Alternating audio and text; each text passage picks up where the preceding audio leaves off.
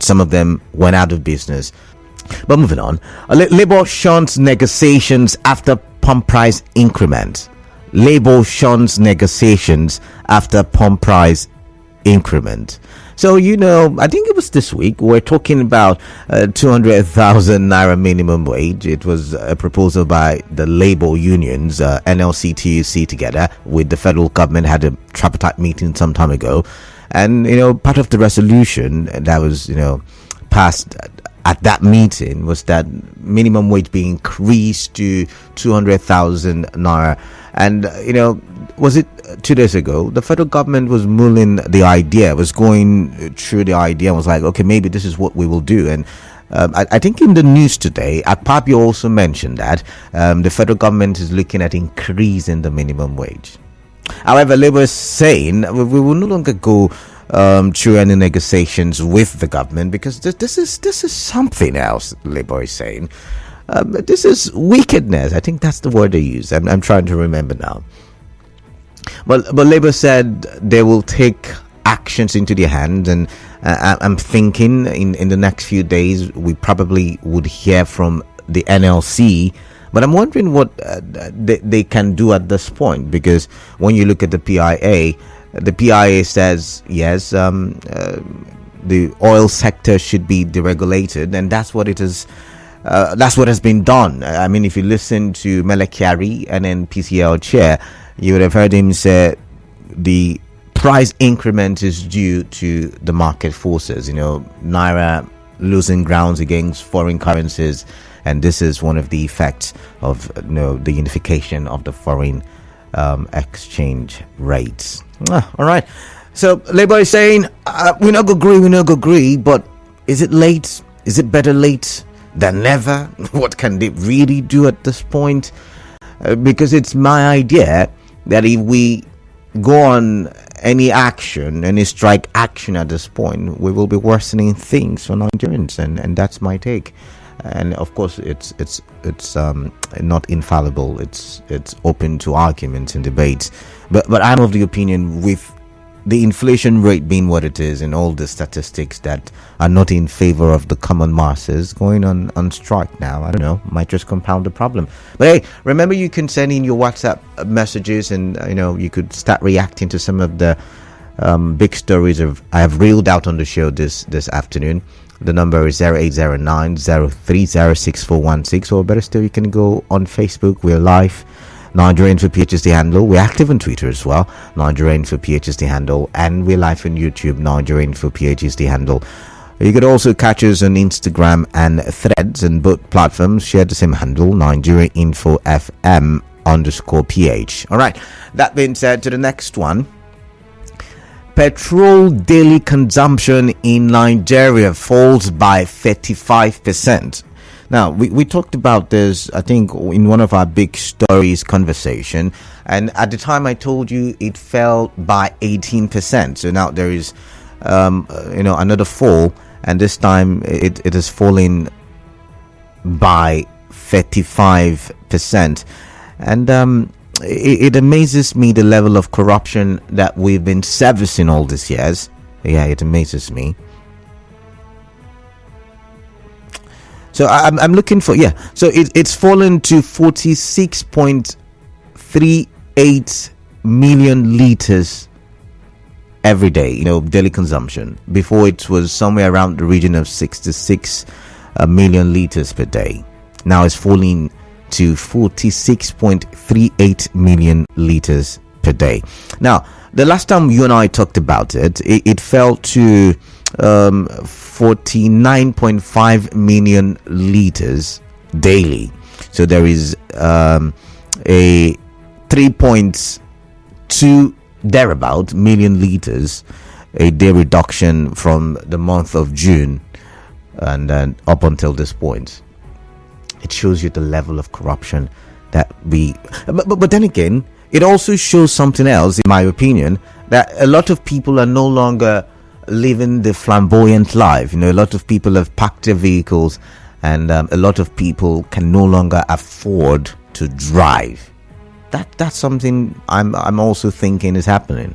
And so maybe we should not just celebrate that it's tackling corruption and all, but we should also look at how it is affecting the masses and how they go about their daily lives. Because I've also heard some transporters, I was reading the daily this morning, some transporters in some parts of the country are saying we can afford to continue the business, so we've packed our tricycles and our vehicles and all of that stuff. But let's move on.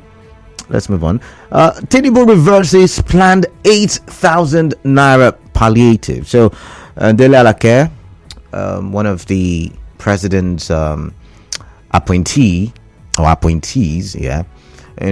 sent a memo yesterday to newsmen, and he was explaining how the 8,000 naira policy was misconstrued by a lot of the naysayers, and how so many people made it look like the president doesn't know what he's doing. And he mentioned that the 8,000 naira policy was not the only economic palliative, which I also mentioned on the show some time ago. We talked about the emergency on food security, he talked about other things. He mentioned them. However, he said because the president is a listening president, he has listened to the voice of the people, and he has decided to make a U-turn concerning this very policy, and it's going back to the drawing board, and it's going to see how he can make it more attractive to Nigerian people and attractive to the Nigerian populace. But what do you make about the reversal? Do you think it's a good one that at least we've got? We talked about it yesterday, right? And we asked what changes can we make to the economic policies given the economic statistics that we have. We talked about it yesterday, so I guess maybe he's listening indeed. I'm not saying he's listening to our show, but I'm saying maybe he's listening to the people indeed. Do you think so? But do you celebrate the fact that the 8,000 naira palliative is no longer a policy as of now? It's going to be edited, and maybe it's going to come back stronger of some sorts. I don't know. Or maybe the money is going to be used for something else. But if you were to advise the president, how do you think that money should be used? And that's a conversation I'd like to hear from you as well. Finally, reps to probe NNPCL over non-remittance. So, this issue of non-remittance, it's been going on for so long. According to the Constitution, the NNPC, now a limited company, is supposed to contribute to, the revenue of the nation, and so it's supposed to contribute a portion of its profits to the country's federation account. But it's not been doing it for a while, and I'll tell you why after the commercial break, so do stay tuned. I'll be right back. Are you up to date with ideas for sustainable development?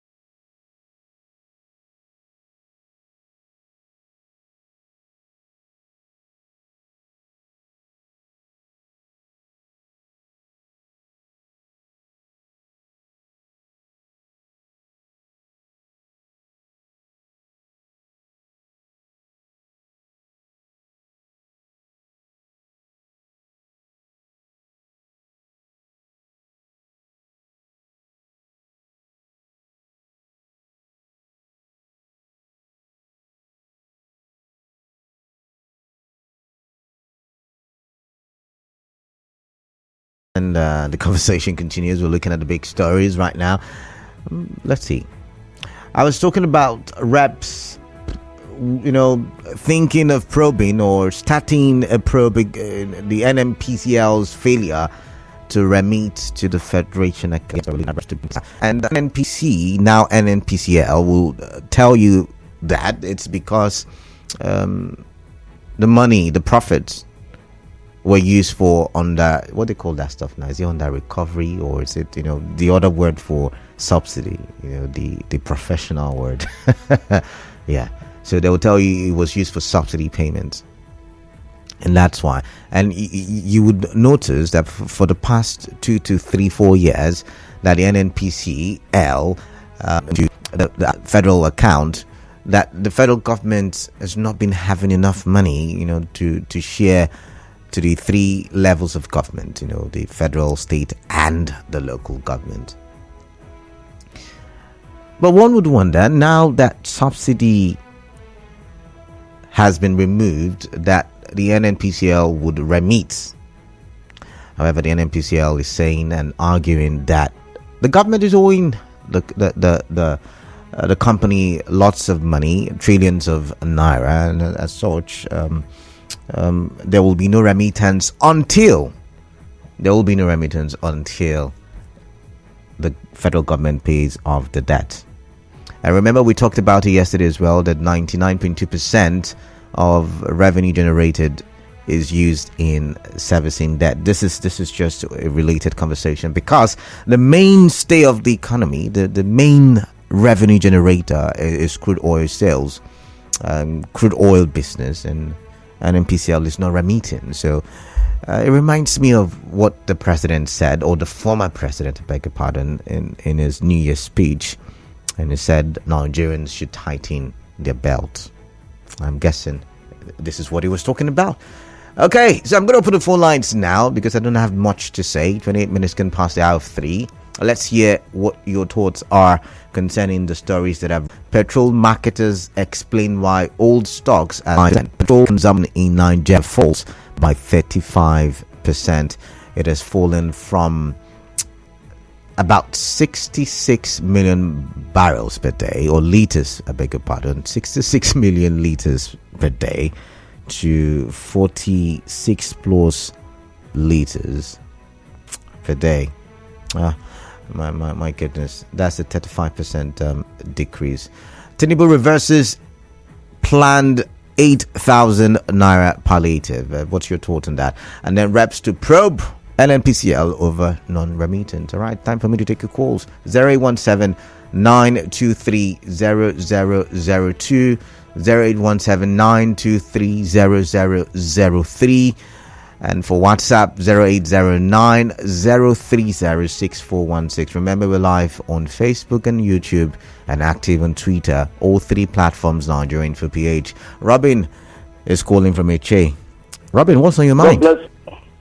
God bless you. All right, what's on your mind? It's the issue of Senator Ahmed Tinubu, the president of Nigeria, reversing his decision. When we call and talk, some will say the problem is not the government, it's us. All right.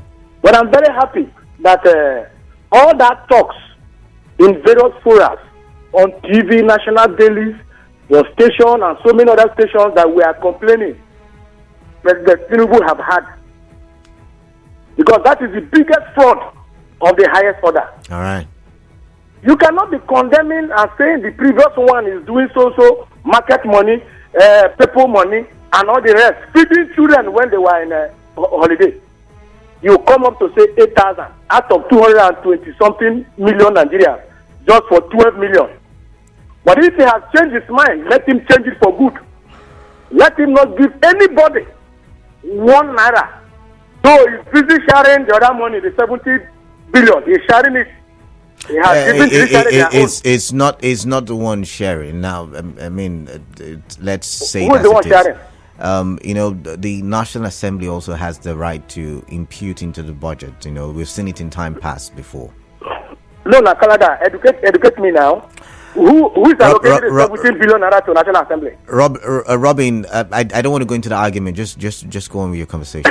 Okay. Just know that it's not a gift from the good. president. It's not the one sharing. It's not a gift from the president. Stop sharing any money and make sure they put our refinery in order. All right then.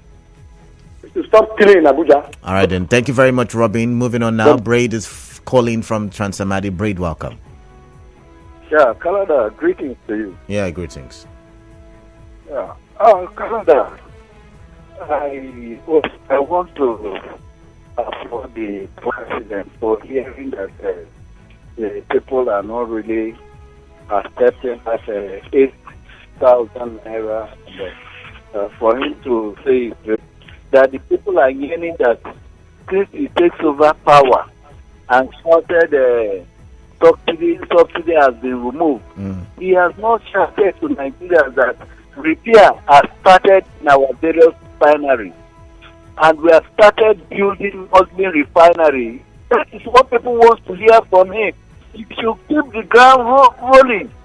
And ground breaking should go on to the refineries, Muslim refineries, mechanized farming. That is what people want to hear. It's not even increasing workers' salary.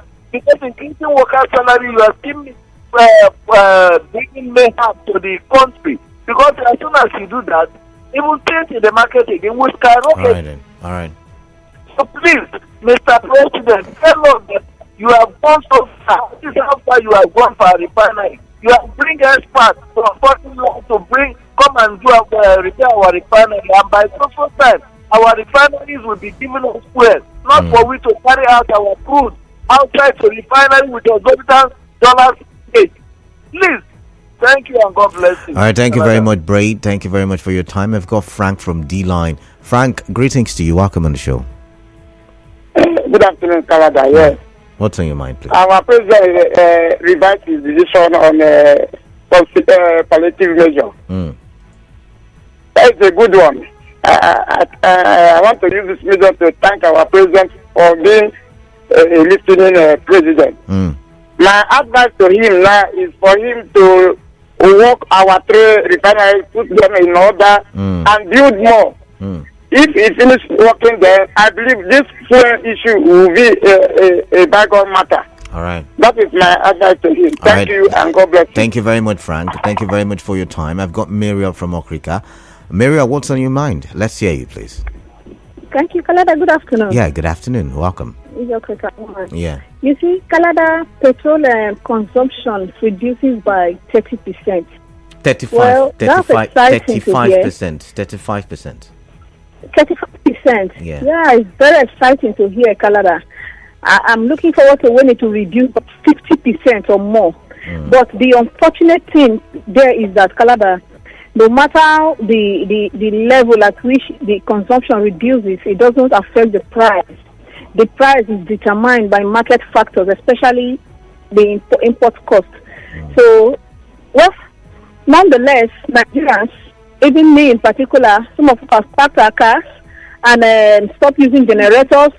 When you see the NEPA light, you quickly do whatever you want to do. You iron, you charge your phone, you wash, you do everything. When light goes, everybody relax. Charge all the rechargeables, buy rechargeable lamps. Yeah, we can always improvise. But I'm looking forward to when our reduction in consumption will affect market price. All right. But I don't blame the marketers, Kalada, because it's not their fault. They have to sell at the rate they bought. Even they have to even increase the price immediately, yes, because they have to. How can they buy at a higher price if they can't even get their capital? They have to get even more than the capital to be able to buy again. So I don't blame them. All the blame lies with the government. Thank you, Kalada. All right, thank you very much. Thank you very much, Okrika, a woman. I've got Richard from GRA. Richard, greetings to you. Good evening, Mr. Kalada. My greetings to you too. Yeah, welcome. What's on your mind?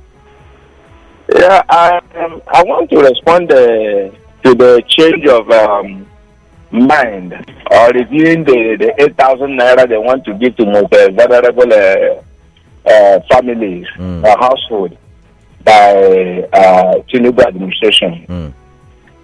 But I felt bad that I also heard maybe on your sister station that this money they want to use it to buy fertilizer and seeds for I don't think it came from any of our stations because we shared the same newsroom. You know, cool was their info. I want to correct. Listen, Richard. That's why you're on the show. We have a conversation now. What I think that station was referring to was what we talked about some time ago, the emergency on food insecurity that was talked about by the president, where he said he will make sure that fertilizers are being shared to people. He mentioned it yesterday again when he was saying that it's not the 8,000 naira palliative is not the only palliative policy by the federal government, but that people were just wanting to take advantage of their dislike for the government and spread false stories about palliatives or economic palliatives from the government. So I hope I've been able to explain it to you.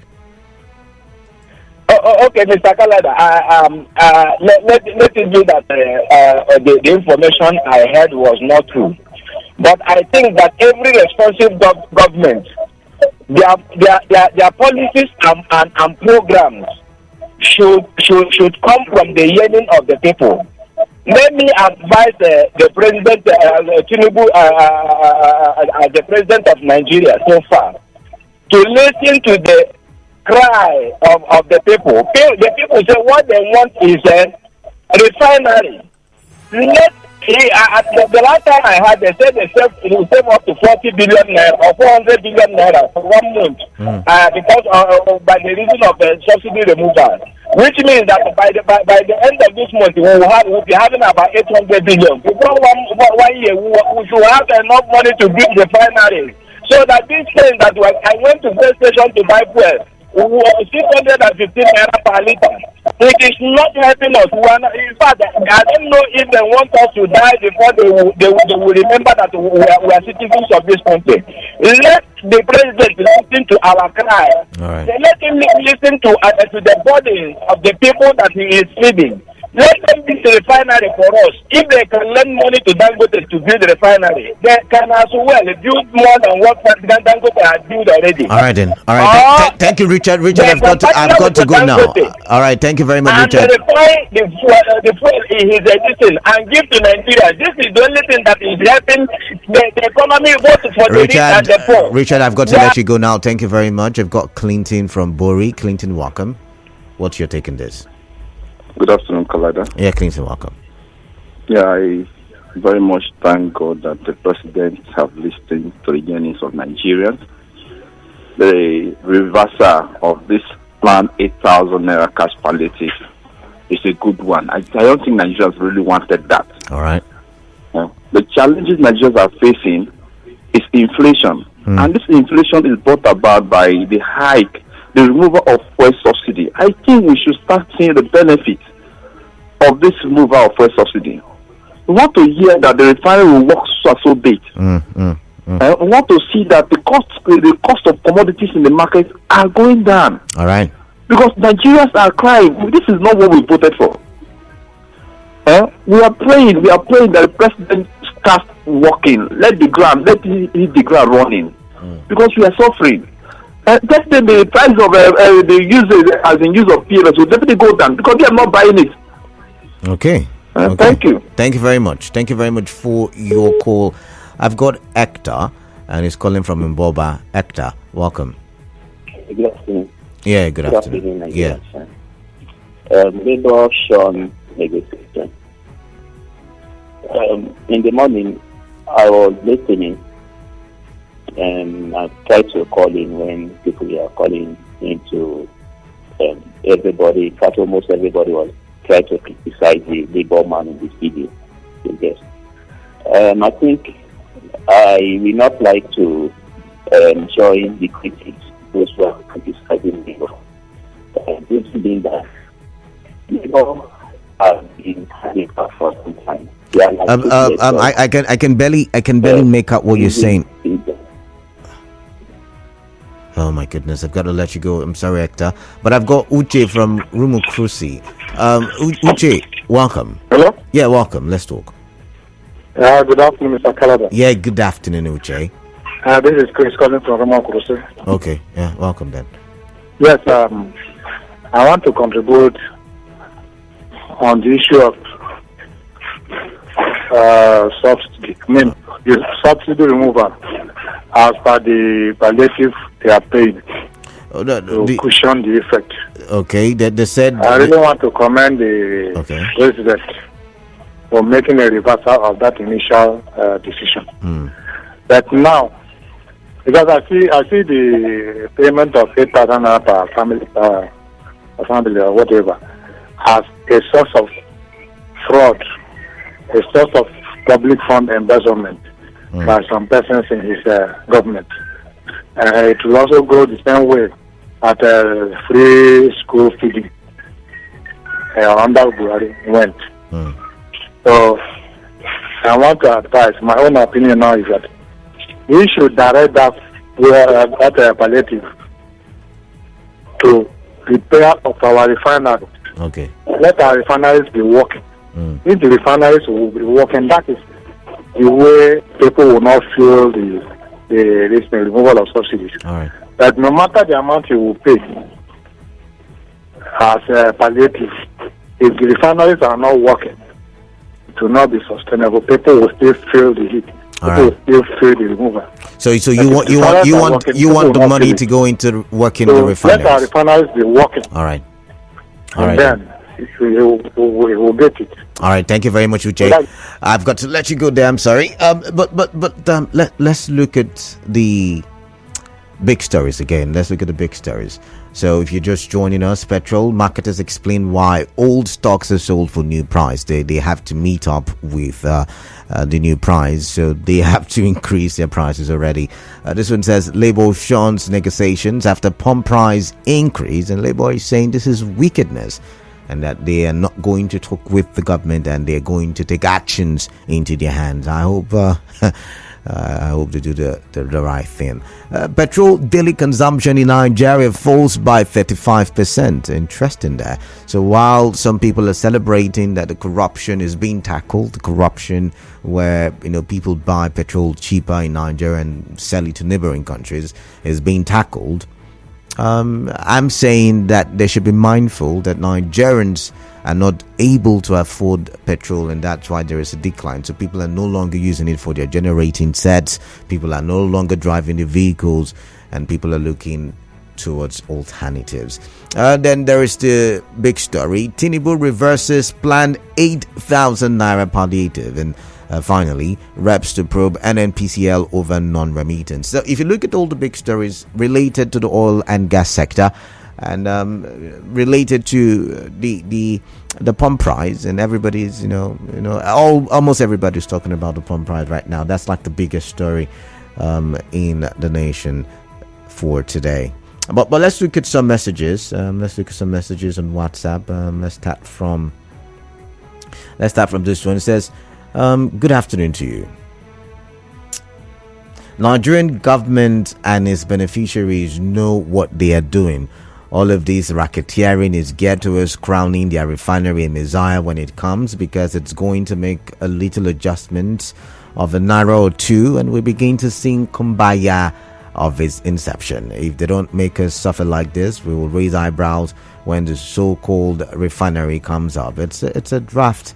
We know where it's going. I'm not surprised one bit, you said. All right, thank you very much. Let's move on. This one says, oh my goodness, it's a long read. I do not own or work in a PMS station, but this is what happened. What has happened to the increase in price to 617 naira is local to Nigeria. It's just what the marketers and government did to make the marketers be in business. When the price of PMS was increased from 220 to 510 naira, then they said NNPC imported the products, and as at that time, some marketers have sold the stock they have, and as such, capital no longer sufficient to buy new products, and we're out of business. This time around, they have said the marketers have just imported products and a new price of 617 naira announced. The price they used in importing at 510 have not increased. It is the same price they imported with. So the increase is for them to recover capital for the business, which will continue for some time. However, the other three factors would come into play actively by 2024, and that would then be the trajectory of the cost of petroleum products. When the foreign ones would come as from next year, it would be a triple trigger in price of petroleum products. The first, with the increasing price of crude oil, is a reason. Second, the unsettled dollar rate. I beg your pardon. And then you said if you are conversant with the mechanism of foreign exchange market and the balance of payment, all right. Then you said the third one, the drive to decarbonize. All of these would continue to make the price of these petroleum products to soar. The government failed to do the right thing over the years. One of such many things that would have been done is the refinery working effectively. Thanks, Triumph from Port Harcourt. All right, Triumph, thank you very much. Let's read sort of them, I should say. This one says, pump price. Is it because... I guess okay. Pump price. Is it because Rivers people and workers are not roads nor flyover that Governor Fugbara won't make pronouncement on their financial welfare, promotion and pay rise like other governors are doing? Imo, Kwara, Taraba, Lagos, Abia, Edo, etc. Time for Rivers Labour Union to stand up to save their members is now. Victor from Igbema. Okay, this one just helped me with the word I was looking for on that recovery. Thank you very much. This one says, I ever regret returning to this country. Why are the leaders making this country to be a living hell to its citizens? NLC is a political party fighting for their own pocket. With this now PMS price, I don't get. He said, with this now, PMS price will be determined by exchange rate between dollars and naira. It is high time the citizens should rise up. Mr. K, what are they rising up to, really? Emi Fiaga says, Kalada, now that the independent marketers hurriedly adjusted their pump price to meet the current price level of import, I hope whenever the cost of import of PMS drops, the independent marketers will also reduce the price of the PMS immediately to suit the low price. As for farming, agriculture is on item 18 of the concurrent legislative functions, meaning state governments should engage in mechanized farming to reduce cost of food in their various states. And the citizens should mount pressure on their respective state governors, not the federal government. Emifiaga, thank you very much. And let's read some more. This one says, my name is Bob. Please, I need you to help me with Fido's number. I'm in a big problem. Okay. I'll get that for you. Hopefully, I would ask for it. This one says, good day, Mr. Kalada.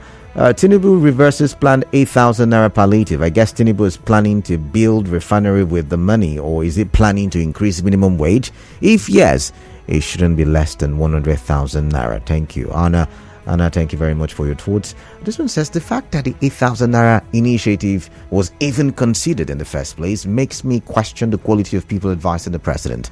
I don't know what the president is waiting for. He has a lot of work to do. It is not enough to declare that it is your turn. You stopped subsidy, and instead of fixing the problem, you wanted to create another avenue to squander our resources in the name of palliatives. Flat Earth from Port Harcourt. All right.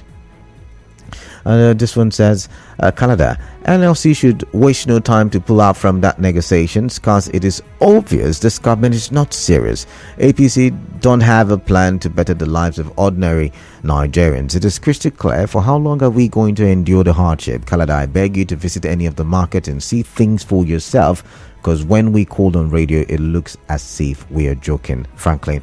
All right, Franklin, thank you very much. Canada. You said Rep Probe of Fruitless Journey. That should go on Briggs PhD. All right, you do have a point there. You do have a point. I mean, the other day we were talking about how much we have spent over the years, right up till up to Abacha's administration. We talked about how much we've spent on working or rehabilitating the refineries. I've got about 8 minutes to the top of the hour. So I'm going to take some more calls now. I'm done reading the messages, and I'm not going to read any more messages till the end. So I'm going to focus on the phone lines now. 0817-923-0002 and 0817-923-0003. Remember, petrol marketers explain why old stocks are sold for new price. Labour shuns negotiations after pump price increase. Petrol daily consumption in Nigeria falls by 35%. Tinubu reverses planned 8,000 naira palliative. Reps to probe NNPCL over non-remittance. All right, let's quickly look at what we have on Facebook before I really do focus on Chooks Onwunali. Good afternoon, presenter. I, as in Nigerian, I don't know what is going on in Nigeria again. Please, I'm looking for who will tell me what to do at this moment. Actor De Christopher, Labour shuns negotiations after pump price increase. I don't want to join in criticizing Labour, because what the Niger system does is to apply the divide and rule tactics, and if that fails, they use the court to stop them from carrying out any action against the government. It now makes Labour look like a toothless dog. I can't remember the last time Labour won a case against the federal government. The system has made them so handicapped. All right. You are Jeremiah. Do we still have Labour in Nigeria, the almighty Labour that never allowed Jonathan to rest?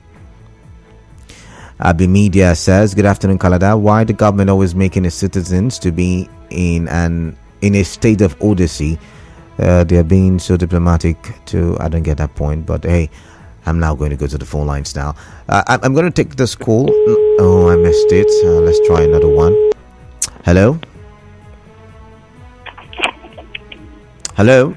Hello. Yeah, what's your name, please? My name is Olive. All right, welcome. From Port Harcourt. All right, welcome. I'm listening to you. Let's hear what's on your mind. Okay. I want to say that even as we look at what is going on now presently and experiencing it, we should also think long term. Okay. We should also think that we must start investing in our intellectuals. Because we need to, I usually tell people, if we want to be like America, we must go back in time and begin to produce men like Abraham Lincoln, John F. Kennedy, Roosevelt, and of the Bushes. We've got to begin to produce those kinds of intellectuals. All right. And these are the people who will, come in and think right.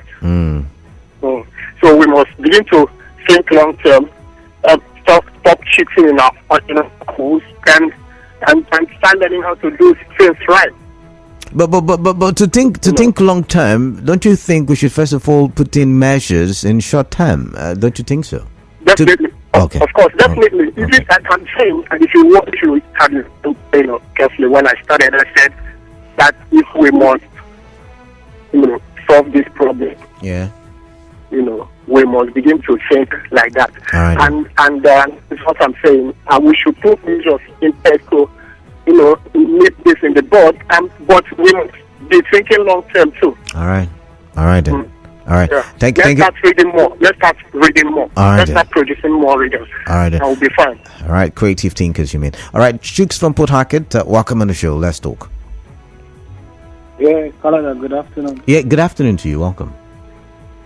Yeah. You see, this whole fuel problem, petrol pricing and all that, people calling on government to fix the refineries, all that. To be really honest with you, I don't see this thing ending anytime soon. Kalada, do you know that I checked out and I found out that between 2010 to 2020, that the Nigerian government spent over 11 trillion naira. You can Google it. On what? For turnaround maintenance.